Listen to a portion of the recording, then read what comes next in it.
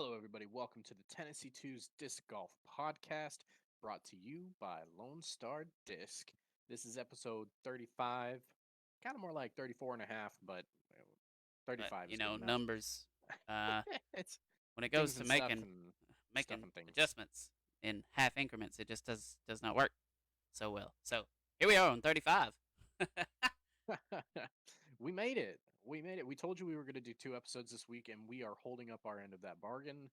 So if you are joining us live, thank you so much for being here. We appreciate it. Um, this one's going to be a pretty quick one, but Mhm. we wanted to get in on this 5 rounds of absolute wild action, and we wanted to talk about it before we get to the final round. See what the thoughts were, what the feelings were, how everybody was thinking tomorrow's going to look like. You know, Yep, so exactly. without further ado, let's start by talking a little bit about um, the first 4 rounds in FPO. Yeah. Um, Currently, for anybody who is unawares of what is happening right now, I'm going to give you 30 seconds to click off. Don't stay here.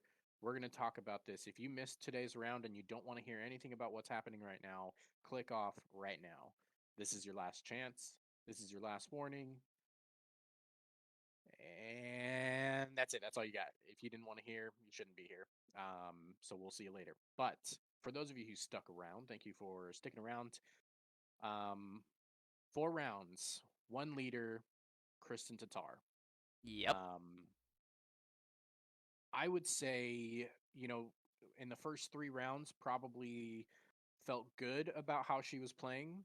Today, truly was more dominant. Oh yeah. Um, and Sure. not to mention the best contender that she has right now fell off a little bit in a couple of different spots, really makes this dominant performance even that much more dominant. So Kristen's coming in, took an 11 down today, which puts her at 28 down, 5 stroke lead going into the final round over Henna Blomroos. Yep. Um, I'm sure a lot of us are a little bit surprised to hear that. Um, but Henna has really put together a very good event so far, I think. Overall, her putting really does need to be worked on a little bit, but she has thrown the disc very, very well. Um, she got stagnant though today. Once she hit hole 14, and 14 through the end of the day was par, par, par, double bogey, par. Um, Meanwhile, in that same stretch, Kristen went birdie, birdie, birdie, par, par. So overall, you're talking a 5 stroke swing just in those last 5 holes, Mhm. which, for anybody who is curious, is the 5 stroke gap that we see going into tomorrow. Yeah. What are your thoughts Um. so far on those two? So just on Kristen and Henna. Um. Yeah, for starters. I I kind of think that it's Kristen's to lose. Um. This is it's played up to this point. This is a good storyline. Her coming out dominating last year for the little bit that she was here in America, doing well overseas, and then getting back, coming after all of the restrictions this year, and not taking anything less than third place, nothing less than a podium finish at any of single Elite Series event or major. I I think it's a great storyline, and I think that if she does pull this out, it's going to cap one absolutely amazing season. However, I'm not ruling anyone out. I mean, I can't say anyone, but there Right. are some fellow Europeans that are knocking on the door. Um, if if they shoot lights out tomorrow and Kristen has a down day, anything is possible. Right. Um, but as of right now, I know she's got to be super thrilled taking a 5 stroke lead into tomorrow. I'd have to imagine so. Now, um, our next power rankings are not going to be until probably after Maple Hill, which is on September 22nd through the 25th. But would you be comfortable saying if she ends up taking this down that she just shoots straight up to number one?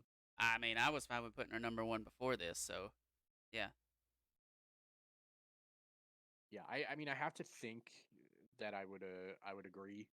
Um, Given that her only other major loss is coming against Paige, Yeah. literally by, you know, a stroke. She And that misses the that other two she majors gave altogether. that she gave.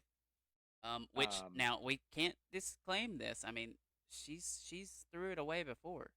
Um, I if it's close and it comes down to the last hole, it's anybody's race, you know.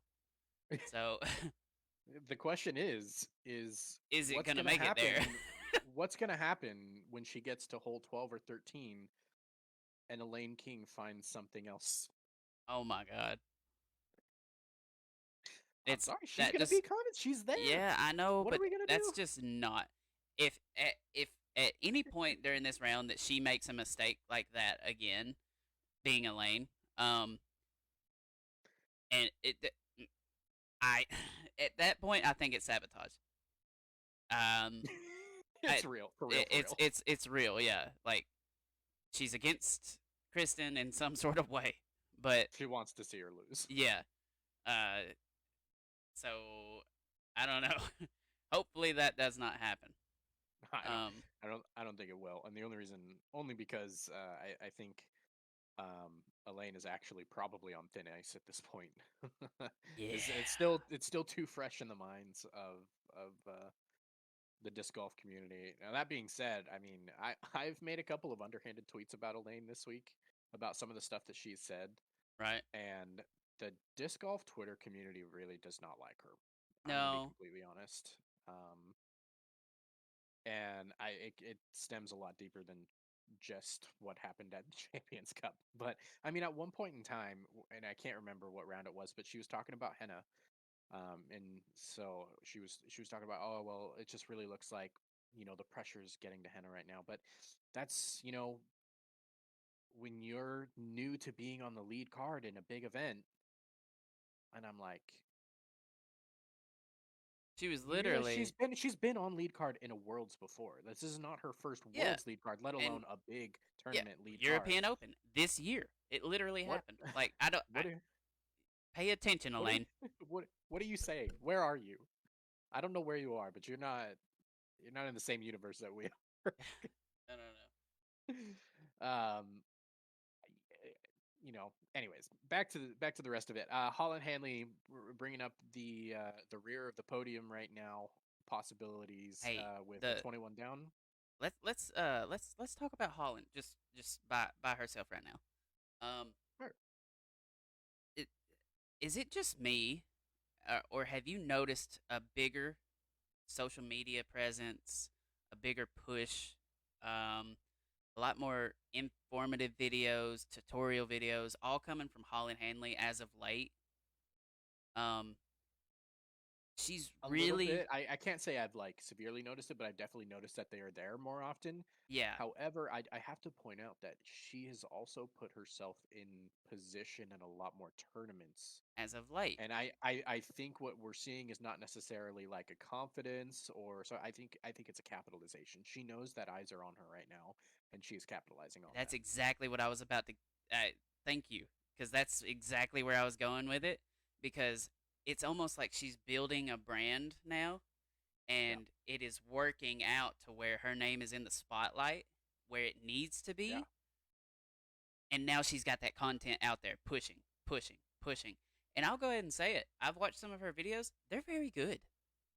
Oh Like yeah. some of, I will be 100% honest. If you are an amateur player, watching someone like Holland Hanley explain her form breakdowns is one of the more helpful things I've seen. Um, especially, especially her forehand one. She talks Yeah. about.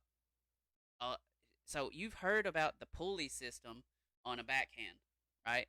Right. Well, she talks about the pulley on the forehand in a different way than anybody's ever explained it, and it's very, very helpful. Um, And she talks about something that I haven't heard a lot of people talk about before either is the foot plant placement on where you're angling your toe. All right. Um, and I'm like, this is helpful. Like this is helpful information. Yeah. Anytime I see like content like that, I'm gonna shout it out because it deserves it. Because that's something that can help people. Yeah. Oh yeah, absolutely. The the direction that your front foot is pointing is probably 100 times more important than anybody ever realizes. In fact, it's one of the primary focus points for like baseball pitchers, Hmm. It's how and you things like that explode because from the feet up through your right. legs. But but it's not just that. The thing about the way you point your foot and how like what direction your toe is pointing in terms of when you're throwing. Your toe is not just related to like the power and it being Right. explosive, but it's related to the timing specifically because the way that your toe points is going to determine how quickly and how far your hips open up, and your Yes. hips are That's so one thing important that on she driving the really, forehand. really talks about, and she proves it. She Yes. goes through and watches how open her hips get, and then when she points it out, see just it's Yeah. unreal how much of a difference it makes. But yeah, Yeah, because so if your toes closed off, not only are you going to be slow on your hmm hip side, which means your hand's going to come through too fast, you lose explosiveness because you can't rotate as fully as you should be able to. yeah, And the opposite is also true. If your toe is pointed too far outside, your hips open early and you lose all the power from your hips because it was transferred before your arm was able to come through, right, and then it's all arm from there. Very very technical and definitely something people should be more interested in. yes, Is how especially if you're because looking to everybody improve. disc golf is so ingrained in what your upper body is doing that a lot of times I feel like we forget how important your lower body is for Yeah, everything that's out there. And if you guys want proof of that, we'll talk about it later. But Paul Macbeth is very much so proof of that right now. yes, And again, we'll go over that later. But yeah, really, some good examples into that. yeah. But anyways, I mean, bringing up that rear of the possible podium right now, Mm-hmm. and then bringing up the rear of the lead card for tomorrow is Evelina Solomon. Yes. Um, Um, not the best putting performance of her life so far this year, but also for the not the most worst. part, definitely a little bit more confident than she has been. Today was probably her most off day, I think, inside the circle, confidence wise. Mm-hmm. Um, but I did notice she seemed to be putting herself outside towards the edge of circle, even when she was in circle today, a little Yeah. more often. Pretty similar to actually what It's we were more of seeing the with Paul. testy putts. You know, Yeah, you want the closer ones, especially if you're not comfortable putting.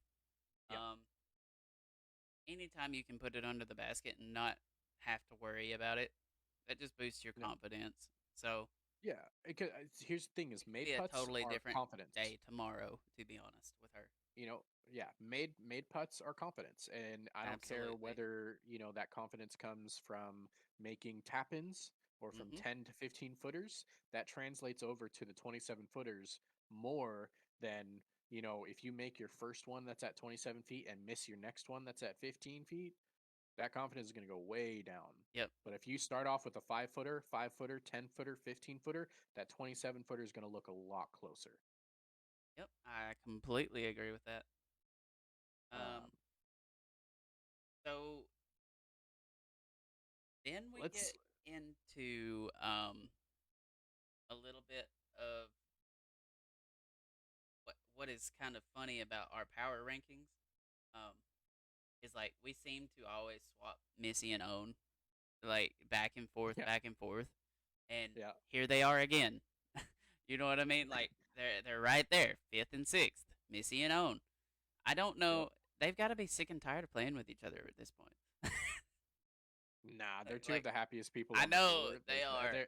They're probably like they know they're going to shoot a better round because they're playing with each other. Yes. Honestly, Yeah. and then tied with Owen, you also have Valerie Mandujano, and Mm-hmm. bringing up the rear of the chase card, Is Paige Paige Pierce. Pierce. I love Um, watching Valerie Mondahano and Paige Pierce battle. Like I truly do love that. Yeah, So tomorrow's coverage of FPO is going to be electric. I It doesn't matter if people are scoring or not. I truly like watching every single one of those players. absolutely. I think it'll be interesting to see what happens tomorrow too, because I mean, if anybody remembers from our episode earlier in the week, my predictions were that Paige wins, and if she doesn't, she misses the top 10 altogether. Hmm. Um, she's, very close to making that a reality right now. Yeah, Not as close as you'd think, but if you've got, Ella Hansen at just one stroke behind, and then you've got Kat, Haley, and Cat Merch Jennifer, and Kat Jennifer Allen. Merch, all of them are, you know, capable of putting together unbelievable rounds, especially when there's no pressure. And it's very real that any one of them can have good enough of a round if Paige does not perform well tomorrow to overtake and send Paige down below 10th or 11th. Yeah, Um, that's that's pretty wild. That's wild to it think is. that, and not only that, but to think that eh, Paige Pierce is in round 4 eliminated herself basically from the rest of this tournament. From winning, being able to win. Yeah. I mean, there's It no chance. Not even the most monumental collapse from the lead card could possibly bring her and back how close many enough. strokes is she off from Kristen? She's 13 strokes behind, Yeah, that's and just I not not even a feasible. Kristen blow up, because here, for perspective, guys, this is what I'm predicting Kristen needs to do for Henna to gain enough confidence to overtake Kristen and have a chance to win. Kristen needs to, on the first 3 holes, and in no particular order, she needs to go double bogey, bogey, par, in no particular order. That's how she needs to start holes 1, 2, and 3 for Henna to be able to gain enough confidence for that to happen. And Emporia Country Club is not set up that way. So the only other hope that Henna has on top of that is that she matches stroke for stroke for the first 7 to 8 holes. And once they hit holes 9 through 12, which are the gauntlet of this course, Hmm. that Kristen collapses. Yeah, But I don't think she will, because I the don't thing is either. that the gauntlet is difficult, yes. But if she really gets herself into a position where they're going birdie for birdie with each other and they get to hole 9, and that's when she has to start, really playing poorly, she's still going to be 5 strokes ahead with 9 to play. She might give up a couple of strokes. I don't think so it really has to And she be. can afford to is the thing. Like, Exactly. When you get to that point, I stand by it. If Henna's to have a chance, Kristen needs to basically go 3 over par in the first 3 holes. yeah, yeah, and we'll get to see that play out tomorrow. Hopefully, hopefully it's electric. That's Yeah, what we always hope for. Um, make it a tight race, make it very interesting, and you know we all like to see absolutely. dominance as well, but in a worlds kind of format, um, it's always fun to see the neck and neck stuff. It is. Yeah. Yeah, don't get me wrong. I mean, dominating finishes are cool, but I really do hope that Henna puts a good push together. Yeah. Um, and if not, Holland or Evelina, somebody needs to put some kind of push together. Even if it's not enough to, put so much pressure on Kristen, just enough to make it interesting, enough to make it so that, well, it's possible, kind of a feel. Right. You know what I mean? Right. Notable names that missed the cut. First name off the list, Kona Panis. Yep. Yeah, I mean that was pretty sad too, because she started um 1 through 7. She was 4 down, and then from there she went triple bogey, par, par, bogey, bogey, par, par, par, bogey, bogey, par to finish at 3 over for the round. She missed the cut by basically 5 strokes, so she missed the cut by 2 more than her play from hole 8 on. Right. She basically, if anybody's wondering, basically all she has to do is play even from hole 8. After the 7-hole start that she had from hole 8 to the end, all she needs to do is even. Yeah. And it just wasn't enough. Other notable names: Rebecca Cox. She didn't have a great showing. She only birdied 1 time today, and the rest was overs or pars. This is not necessarily a notable name, but was surprising for me given how she started the tournament. Sai Ananda. She, at one point in time in round 2, looked like she was going to storm up to the lead Right. and ends up completely missing the cut altogether. That was, at the very least, mildly surprising for me. I don't know how you feel about that. Maria Oliva misses the cut. That one Uh, surprised me a little bit. I know she doesn't a, have the distance really, but I didn't see her no, missing but the cut. yeah, it, she just, I don't know that she was keeping it in bounds, because that's the thing. Maria Oliva is a little bit famous for when she starts to get struggling, she struggles and she continues to struggle. When it goes bad, it goes really bad. Right. You know, so that's kind of her mo. But I see what you did there. You didn't even know. no, I didn't do it on purpose. That's her Most of the MO, time, Maria Oliva. For yeah, those no, that, yeah, it there was, you go.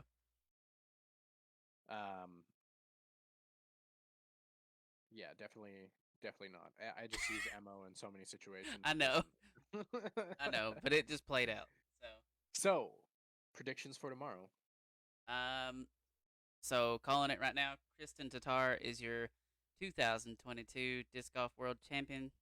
Um, I kind of foresee the leaderboard staying very similar to as it is now. I don't see a whole lot of shakeups coming. Um, Yeah. a lot of this course plays very consistent. The only wild card to me, um, in really the top 8, we'll say the chase card and the lead card. The wild card to me is Evelina. Um, if she is putting it under the basket and making all of those circle one putts, um, she's deadly. So she's kind of the wild card to move up or move down to me. Yeah. Um. Yeah, I pretty much agree with all of that. What do you think the chances are higher that um Paige Pierce moves her way up into a podium, or we have an all European podium? Ooh, that's kind of where that wild card comes in because it really depends all on Evelina. She's right there, but is Holland gonna let her have it easily? No. Um, No. I so Paige move up to where? Just anywhere? Paige move up in a To position? No, it's, do you think that we have a better chance of seeing an all European podium, or a better chance of seeing Paige move on to the podium? Better. She's not winning, Yeah, no, but better chance of European all European podium for sure. all right. Well, you heard it here first. I think that Paige might could uh sneak her way into the top 5. Um, but Well, I I mean, don't think she top top podium's gonna five be if she hard. plays well tomorrow. I think is given. Her talent level and distance is too good if she Mhm. plays well to not make top five. I think. Yeah, the podium is just it's a little bit far fetched. For if I was a betting man, which I am. Probably. But I mean, nobody would have thought coming into this tournament that we would have seen an all European podium at Worlds. No, it surprised Because me. and the thing about it is like, at at the point when you messaged me this morning Hmm. and you said, "Wow, I mean, right now 1, 2, 3 all Europeans," and I said, If all three of them are still, holding on to those top three at the end of the day today, I will be surprised. That is when, and it didn't happen. So I kind of got Very away with that one close. a little bit, but it's still very close. The thing about it is Kristen. I know Kristen's going to be there. Henna and Evelina are both wild cards. Yes. You never know when they're going to shank away their own tournament, and both of them are also completely capable of not shanking away a single bit of their tournament. Mhm. So that was kind of that. That was that. Maybe, maybe not. But I will be as surprised to see an all European podium tomorrow as I would be if Paige managed to sneak her way onto a podium. Yeah. It would cause the same level of surprise given where we're at right now. Yeah, I agree with that. I agree with that. Well, we spent about Well, 30 minutes on FPO. Go ahead and hit on over to MPO. yeah. So MPO leading her out right now is Aaron Gossage at 39 down. Uh, Basically fighting his way to holding off Paul Macbeth, who is at 36 down, Matteo and Calvin Heimberg, both at 34 down, respectively. That is your current podium going into the final round. Um, Listen, I'm going to be completely honest, and I want anybody who's listening to be honest with yourselves. If you had Aaron Gossage winning, you are one of two people. You are a diehard super fan, he is your favorite player of all time, or you're lying to yourself. That's it. You're one of those two. That's it. There's no in between. There's nobody who's just like, I just have a feeling Aaron Gossage is going to win it this week. Yeah. You're not real. Yeah. No, that's that's You that's you are definitely not real. definitely true. And you might say, well, I mean, there have been crazier things that happened in sports betting before. Yeah, there Absolutely. have been. And you know what happens? You're talking about like, oh, somebody won the Super Bowl that wasn't supposed to. Yeah, well, you know what? There's only 32 teams. There are 250 players in this tournament for the MPO side. Is basically Do what we it is. know Okay, what Aaron's rank is? Right off chance? By chance? Like his world world ranking ranking on UDisc. is 37. So there you go.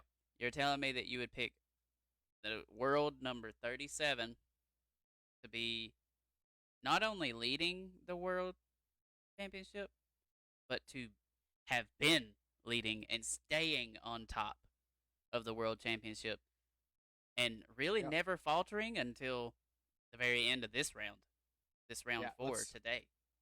Let's put it this way. Um, Paul Macbeth is still given the highest win probability of the field right now on UDisc's new win probability, which you haven't checked out yet. You definitely should. It's a pretty cool feature. It's a little too mathematic, which all win probability systems are. So it's always going to favor people that are better. Right. I'm sorry to say it. I'm not saying Aaron Gossage is bad, but Paul Macbeth has a history, and numbers don't lie. So, Yeah. but I want to point this out for anybody who is wondering. It took basically until hole 15 for the win probability to finally give Aaron Gossage a higher probability to win than Paul Macbeth. Hole 15 today. Yeah. Of all the four rounds, hole 15 today was the first time that the win probability for anybody but Went in Macbeth, who has favor. had the win probability ever since Ricky faltered in round one in terms of score, it has been Paul Macbeth until hole 15 today. Now it's back to Paul Macbeth by 1%. So it's a 36% chance that he will win tomorrow, 35% chance for Aaron Gossage. And for anybody who doesn't know what win probability looks like, here's the basic concept of it.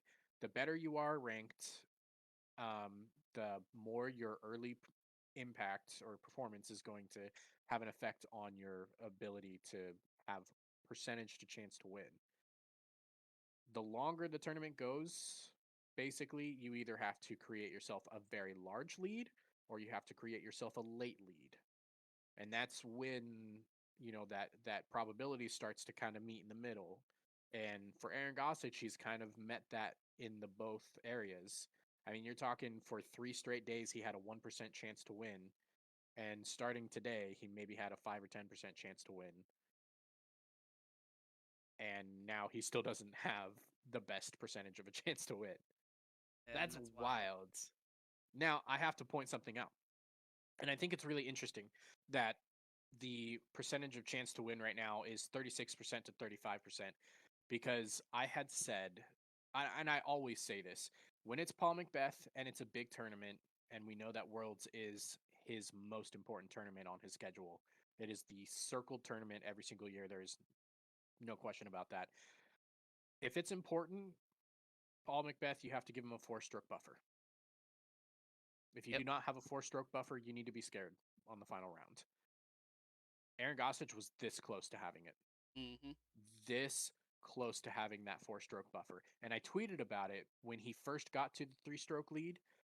I tweeted, I was like, Aaron Gossage is this close to having a 4-stroke buffer. We always say you have to give Paul Macbeth 4 if you want to feel safe, or at least a little more comfortable. Right. There's going to be And I no think it's comfortability tomorrow. I think it's interesting that when it went from 4 strokes back to 3 strokes is when the probability shifted back from Aaron Gossage having the higher chance to win back to Paul Macbeth. I think that's so funny that there's Yeah, a mathematical algorithm that actually supports this 4-stroke claim. I agree. I mean, to be honest, you ask most people and they agree. It's Yeah, it's it's it's been proven it over time. Um, it's 4 strokes. If you don't have 4 strokes, you are in danger, and you need to know that. However, Aaron Gossage has played some of the cleanest, safest, winning golf that Yes. that we've seen um in some time. Um, it's he's putting on a clinic of how to do things simply. Um, it's it might not be the most riveting action to watch. Um, some of his Yeah, drives are really not really on crazy, courses, but especially not on courses like these, because yeah, you talk about safe golf for somebody with his arm power, which is sneaky and underrated because we don't see him a lot. right, Um, we're talking about somebody who has, you know, similar to Eagle McMahon distance on a forehand, yes, and probably Ezra distance on a backhand. yeah, I'm not going to say he's the biggest crusher on a backhand. I'm not going to say he's pre-injury Simon Lazard or pre-injury Eagle on a backhand or anything like that. But Ezra, I think, is a pretty good idea of how hard he throws on a backhand, and Ezra is in top 5, top 10 category of backhand distance. So he's no slouch, essentially, and he yeah, does that from both sides of the disc to be essentially a top 5 distance arm. yeah, Um, if we ever got him out into an open field, I think he would be able to solidify that as well. yeah. I Um, think so too. so courses like this, it's unfortunate because safe plays are still really good. Hmm. When you can throw a hyzer basically all the way to the pin from almost any hole or angle that you're going to find yourself in, that is a recipe for success. Um, Yeah, the only thing I have to say beyond that is we know that he hit some nerves today. When he got to hole, 10, 10, 11, 12, he even admitted it in his post round interview. That was when it started getting real. That was when he started feeling the nerves creep up. And you saw it in his play. Not only did he miss a couple of probably nervy putts, he definitely missed his distance, particularly. right. The lines were great, in my opinion. He didn't really miss any lines except for maybe one, but the distances are off. And that is the important thing to note for him, especially on these courses, is that I don't think we have to worry about him throwing out of bounds too often tomorrow. I don't think that's going to be an issue, except for maybe hole 16. That's Yeah, because that's just hole 16. Outside of that, what you need to be worried about with Aaron is, can he control the distance? Because when your nerves are high, you're going to hit the lines that you want for somebody with his power, because he doesn't need to overthrow ever. He has all the power in the world. So that means it's, can he dial in the arm strength he needs to use on every shot? And that Right. becomes more difficult when your mind starts getting muddled. You might think, I need to throw this a little bit harder. I might need to throw it a little bit softer. And then you soft, and then you soft a little too much. So that I think tomorrow, the things you want to look out for is how often he finds himself at the edge of circle or farther. Right. Because if he can avoid finding himself at the edge of circle consistently tomorrow, he can keep it in the bag, even with a mistake or two. I think so as Um, well. but that was kind of the biggest issue from hole 11 on today, was finding himself at the edge of circle. Basically, from holes 1 through 10, he had one circle two putt. From 11 to 18, he had six circle two putts, Yeah. and he made one of them. Which, I mean, it's one of those things where even if he does make mistakes like this, and he's still producing a par out of it, Yep. um, that doesn't give a whole lot of room for anyone to make up some strokes, especially if they're in the same position like Paul was Yes. today. Um, they pretty much he could, even when he messed up, Paul couldn't really take advantage of anything the way that we would normally see, just because the way that the course plays. Yes.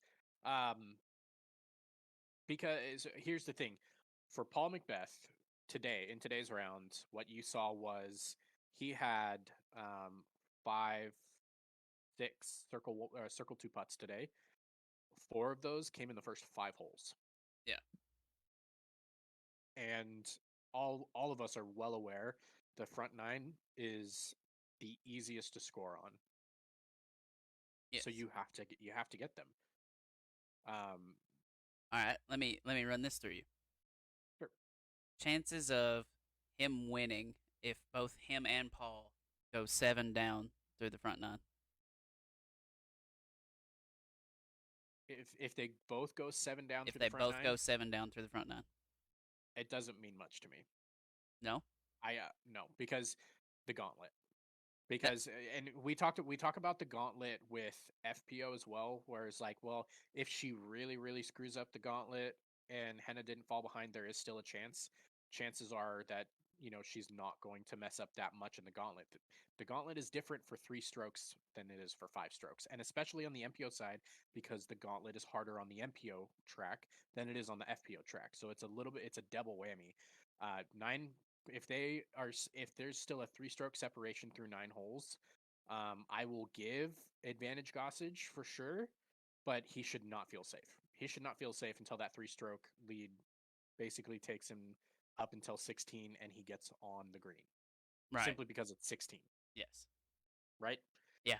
Now, in the other way around, if Paul Macbeth takes one extra stroke back in the front nine You give advantage, before the Paul. gauntlet, advantage Paul, 100%. Okay. So now we kind of know where your standing on it is. Um, I don't disagree with that. I think that that's pretty fair. Um, it's we're just kind of laying it out to what Aaron needs to do. But the thing about it is put yourself in his shoes right now, right? You're laying In in Aaron Aaron shoes Gossage. or Paul's? All right, Okay. no, Aaron Gossage. All right, you're probably one of two things: either out with some friends celebrating that you're on lead card, or you were focused up, laying in your van, constantly thinking about what you're going to do tomorrow to fend off the 5-time world champion. Um, I don't want to make comment about that, and the only reason I don't is because I think it's one of the few things that Nate Doss hounds on particularly that I don't mind because it's really true is routines, especially in a tournament this long. Whatever Aaron's routine is, he needs to not stray from that. And I don't know what his I'm routine actually looks like. I'm saying if it's you, If it's, I mean, if it's me, yeah. What are you doing? If this is you, are you um, that guy that overthinks sitting in his van at night, or are you the one that tries to keep your mind off of it? if it's And me, yeah, You If it's personally, me like if and you were in that position. I have a three-stroke lead, Yes. I'm only thinking about one thing. Well, one thing, but in multiple places, I guess. I'm thinking about every shot that I missed on the back nine today. See, that's what I'm worried about. I'm hoping that Aaron is not. Truly. Actually, I disagree. I disagree. I hope he is, because the thing is like one of the things about the press conference and everything. What everybody says about him and the way that his attitude is in the press conference, and this is why I said, I don't. Well, I don't want to speak for him because who everybody's different, Right. and I don't want to speak for but I hope he is, because he has such a natural positive outlook. If he's thinking about That those is holes, true. he's not thinking about, oh my gosh, I can't believe I did that. He's thinking, all Right. right, tomorrow this is what I did, this is what I'm going to do. Yeah, yeah, And that is yeah. totally fine. That is 100% Yeah, no, acceptable. When that's you go if he constructive goes criticism if to your own self. That yeah, and I don't that's what Aaron is works. not the guy Aaron's not the kind of guy who's going to go back and look at those holes and say, man, if I only just. If he's doing that, then you're wrong. But Yeah. and that's the same thing. When I say, if I were in his position and I were thinking of you know the round, I'm not thinking of, oh, if I only just. My What I'm going to be thinking about is, this is what I'm going to do next time. For example, when I played that tournament, however long ago it was, and I had that one hole that was like I took an 8 on, because I hit every imaginable tree Right. between me and the basket. The very next tournament, I didn't go out there thinking, God, don't hit this tree. I went out there and I committed to the shot that I knew I wanted to throw the first time, and I missed. And I didn't even think about that last shot. I committed to the shot, and then both rounds in that tournament, the very next tournament I played at this course, I birdied it both times. And I had only ever birdied that hole one time in 100 playthroughs at that course Right. beforehand. And then I go in that tournament and I birdie it both rounds. If he goes in with that type of a mindset, where it's not, if I only did this last time, if he goes in like, this is what I'm going to do and I'm committing to it, he's going to be fine. Yep. I agree. That's And again, that's where it's going to come down to. Do the nerves are he? I'm not worried about his lines. I don't think we have to worry about him going OB, except for maybe No. 16. Yeah, 16's about And the only 16, and the worrisome. only reason 16 is because for Paul Macbeth's OB today, for example, it was a good throw. It was a great line. He missed the height and the power by this much. Yeah. That's it. That's all he missed. So But power is the hardest thing to keep in line when you're nervous. So yes. that's why I'm not worried about him going out of bounds. I'm worried about how many times is he going to leave himself a circle two bid. Yeah. I love the whole 16 though. I Oh truly yeah, do. I love that we finally have featured hole groups, and Oh that the yeah. featured hole And shout actually out, caught an ace. yep, to Gavin Rathbun. See, look, we're just in sync right now. It's fine. Oh my I like this. gosh! Oh, I shook the whole computer. Sorry. All right, now you're talking a five-stroke lead on Matteo and Heimberg. What are you thinking there? Virtually, Calvin is out of this, in my opinion. Um, I just he's played really, really, really on and offish.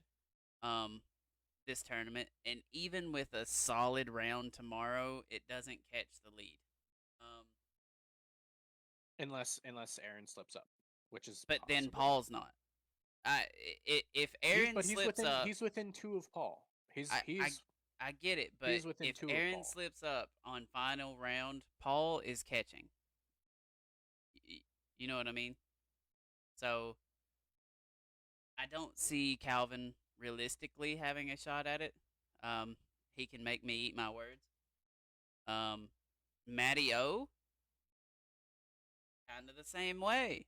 The only difference with Matty O, I have a little bit more confidence in Matty O. Strictly for the fact of he's gonna he's gonna make that card a little bit different tomorrow. Um, and I think it's gonna play into his favor. Everybody on that card is gonna be kind of super serious, tough guy, don't talk to me type. Let's get this work in. And then Mattio's not like that. So I wonder. Aaron's not really like that either. Mm, no, he's not. And I just feel like he will be a little bit more tried to focus in. Unless that's just his game plan. It's just not. Yeah. And to not let Paul get into that lion mode of I'm trying to defend against another lion. Yeah.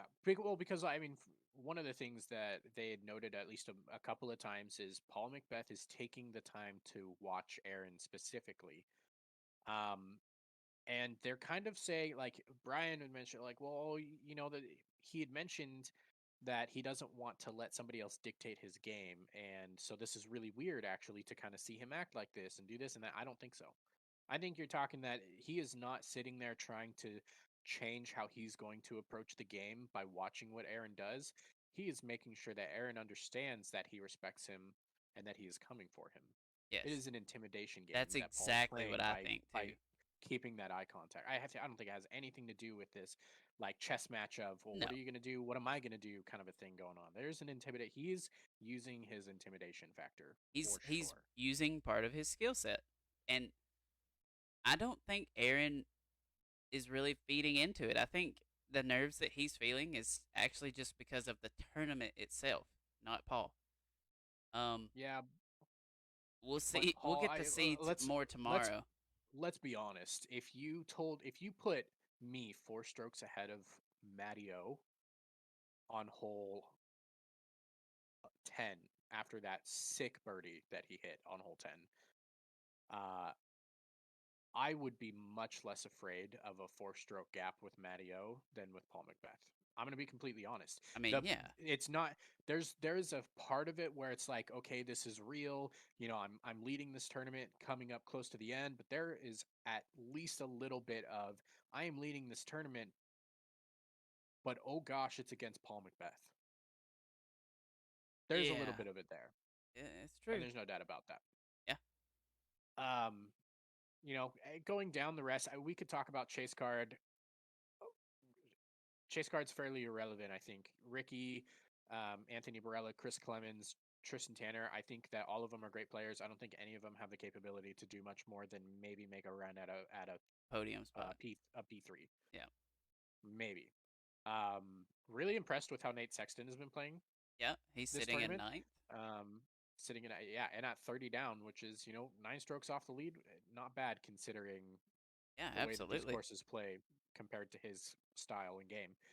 Um, a lot of these other names are going to be pretty much what you would expect. The one thing I really want to say, interestingly enough, about win probability, it took until let me see. Actually, I'm going to pull it up because I'm just so interested in it right now. Um, we're going to go ahead and just get rid of all these names except for Anthony Barella and Gannon Burr.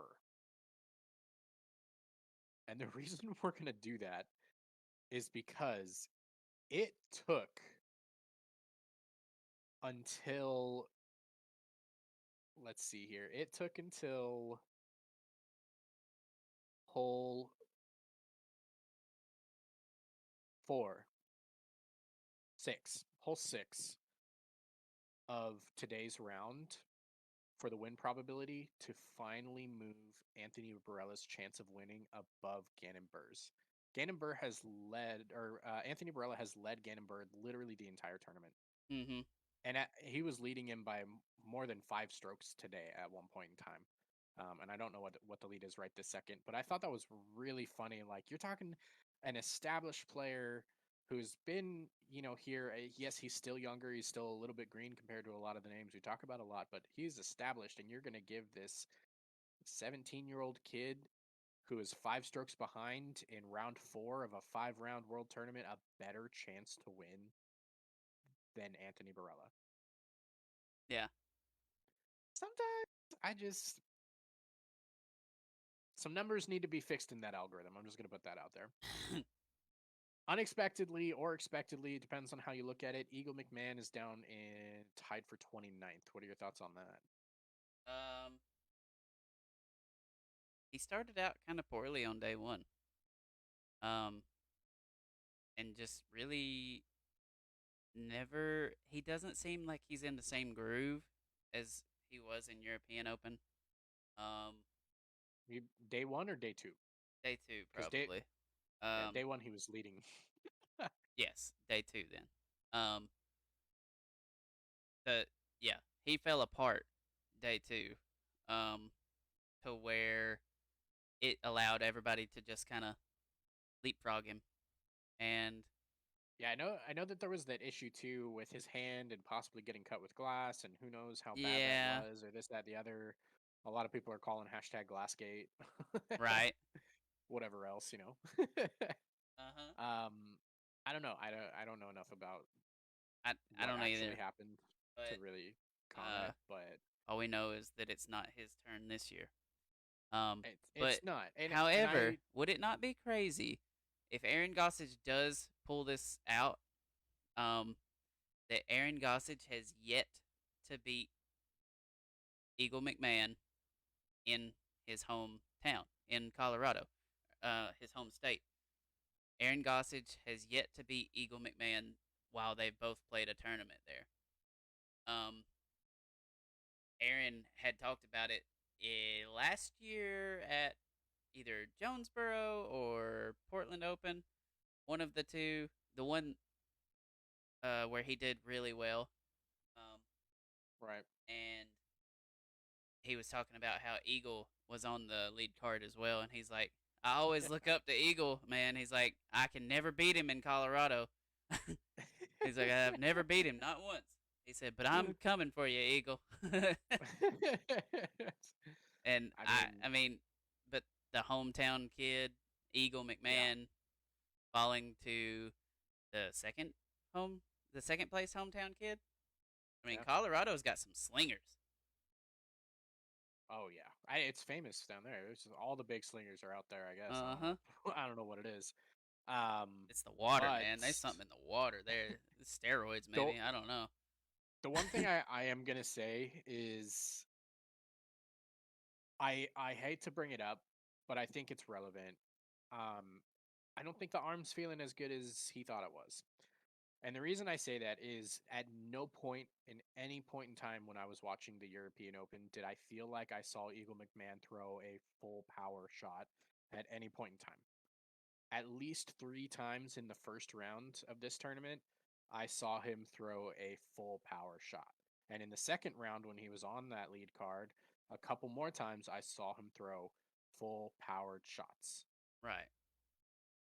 And as we kind of noted, he definitely started to decline a little bit the farther back that we went, and it kind of felt like his arm was slowing down. Now, I'm not saying it's causing him pain or that he's re-injured anything, but fatigue sets in on these courses. These courses are so immensely long. Let's start with hole 1 at Emporia Country Club is 1250 feet, one of the longest holes that we play literally the entire year, but the fairway is too narrow or too dangerous on one side or the other to really throw rollers and trust that you're going to have a good shot. Right. So that means you have to throw hard. And Eagle got himself into a couple of different situations this tournament where he either had to lay up and accept bogey or he had to throw something really hard, and I think it took its toll over time. He threw a lot of big shots. Yeah. I mean, it's Um, very possible. I mean, it's kind of a hit or miss thing. It's like the same thing with Kristen. You know, yeah, you was thinking that her arm couldn't last, but yet here she is in dominating fashion. the Whereas thing, the Eagle, difference is what Kristen is doing right now on the course is very similar to what we saw Eagle do at European Open. I have right, never once seen Kristen, and I'm sure she's thrown a couple more than I've personally witnessed. Because as much I've watched most holes of all 4 rounds, but there are some times where I have to look away. I'm working, throughout the week. I've never felt like I really saw Kristen throw full power on any shot this weekend. She has been so comfortable and accepting of getting to the spots she's looking for and moving placement on. golf. And she understands that. She's taking the pars when they come. She's not making mistakes and turning them into bogeys. And she is definitely not going out there and thinking the only way that I can birdie this hole is by throwing this full power shot. It's just pitch up, take my par. And that is so important. Whereas Eagle has really had to just rip on some discs out there this weekend, and Right. it's He's catching wanted to up. score well and just Yeah. hasn't.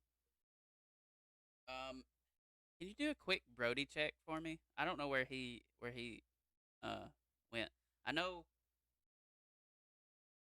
he is who I chose as my dark horse, and I just haven't. He's pretty far down there somewhere. Did he miscut? No, no, no, no, no. He's not that far down. Okay. He's down with Simon at tied for 37th. Okay. So still 20 down, which is very respectable. I think um, Brody struggles probably a little Oh, more with the subtle nuances of this course when it's playing friendly. yeah. Basically, this course is very scoreable when you play it in these types of conditions where we haven't seen too much wind. Today was the Mhm. windiest day we've seen, and we have seen some scores affected by it today. But basically, where the reason he played so well at DDO is he was able to throw one angle shots a lot of the times where a lot of players weren't able to, and Mhm. was able to score effectively doing so. And he hasn't had great angle control in this tournament. And I felt that there was a chance he wouldn't when I watched a couple of those practice rounds. Um, Going out there playing in low wind situations out there, I could tell he wasn't sure the angles he wanted to throw. And I think it's kind of showing. He hasn't played bad, but he definitely hasn't played up to his potential. Right. Yeah. Um, Notable names to miss the cut. First notable name off is Thomas Gilbert, Tim Barham. It's notable because his history, not necessarily because anymore. Laurie Lettinen missed the cut. I thought that one was a little bit surprising. Um, he posted a 3 over today, and he needed a 2 over to make the cut. Um, that was pretty rough. Yeah. Uh, That's close. Philo, Philo missed the cut. Sorry, bud. Nick Carl, Evan Scott, Zach Johnson, after making lead card after day one, missed the cut. Casey White missed the cut. Let's see who else. Dustin Keegan's somewhat notable enough. GT Hancock, excuse me. Raven Newsom missed the cut. Zach Melton missed the cut. He was all the way down at tied for 107. He was 4 down through 4 rounds, which is, I'm not gonna lie, I'm a little disappointed in that performance, that effort from Zach in this tournament, because both of these courses actually play very well for left-handers. I mean, you look at Clemens.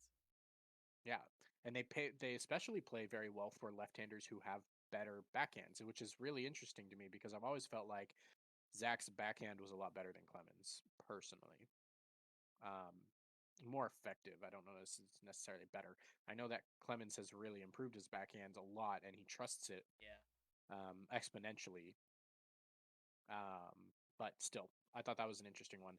Uh, Not so notable, but also notable just because of recent events. Robert Burridge missed cut, and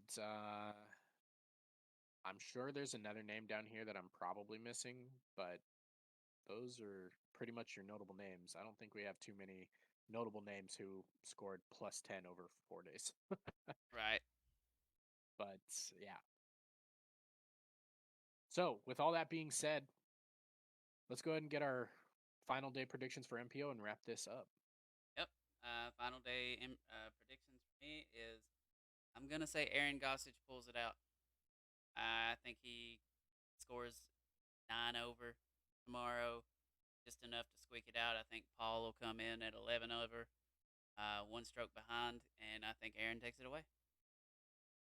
All right. I'm going to go on the opposite side of you.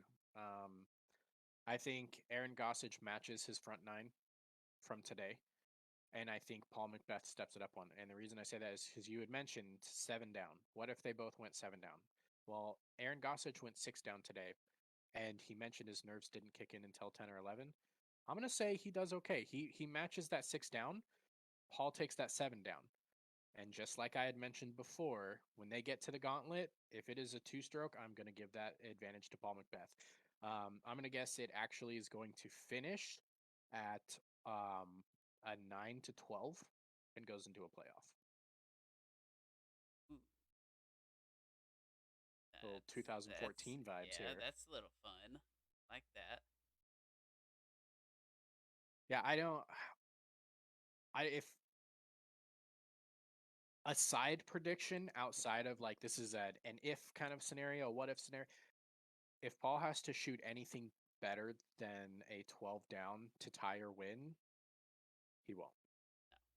I think I think 12 down, given his possible calf injury, which we don't know that much about now. Here's the thing: if it's he called it a cramp, and cramps tend to loosen up more day by day. So every day it gets a little bit better, especially if he's working on it as well as it could have. Now, the only thing about cramps is that if they're extremely severe in the beginning, they can cause a lasting strain at the same time. So it could also mean that he has a low grade calf strain. Possible, not necessarily, true speculation. Um, with Paul Macbeth's power right now, because I can tell he's not throwing as hard as he was in round one, and it's not close. I don't think he's capable of 13 down. I think No, 12 down is his best I'm worried that tomorrow. if it's in shot, that he injures, like Yeah, actually injures. So, but yeah, and I don't think he'll do that. I hope he doesn't. I think he's smart enough, and I feel like given what we've seen, switching to straddle putting as much as he has, I could tell his run up's a little bit more ginger. He's not forcing the issue off the tee pads, which is the most important spot. That's where if he's going to hurt himself, especially in the calf region, if it's a strain, if he's going to make it worse, it's going to be on the tee pad because that's where he's going to try to push off harder than anywhere else. And he's been very ginger. So it'll be interesting to see how he treats it tomorrow. Number one, if it was just a cramp, it should be resolving around tomorrow is when he's going to start feeling a lot better. right. But it's definitely a factor. I really don't think that he has 13 down or better. But Yeah, at the same time, I don't think that given the nerves he's going to have to go through tomorrow, I don't know that Aaron Gossage has better than 9 down. I don't know. We'll see. We shall see.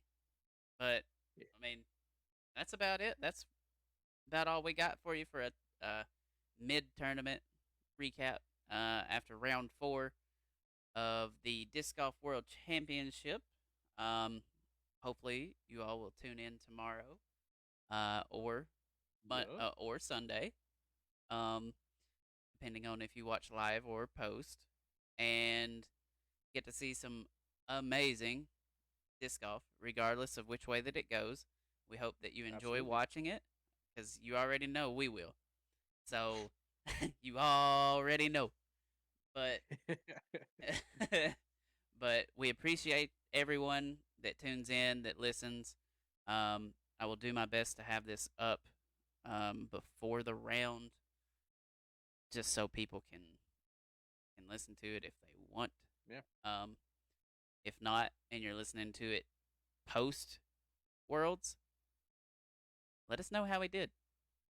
Just Yeah. just just think about what our little predictions were, and you can come back at us and say, "Ha, dummies," or "Wow, you guys are pretty smart."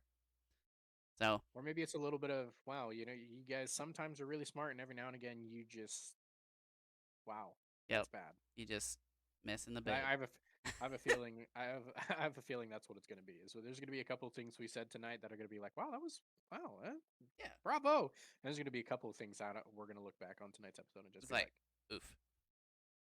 But that's what you get when it's a live podcast, and the round is not over. yeah. So yeah. With that being said, we want to give a huge shout out to our sponsors, Lone Star Disc and Discin Disciples. Um, Shorter episode tonight. This was a half episode, so we will have all of that stuff um, in the links in the description, and So on and definitely, so forth. yeah, so on and so forth. Definitely go Everybody, check them out. yeah, enjoy round 5 of Worlds, the exciting conclusion to what's been a great tournament so far. Enjoy the rest of your holiday weekend on top of that. Absolutely, And yeah, we just appreciate you guys for being here. that's right. With that being said, We'll see y'all on the next hole. Peace. Peace.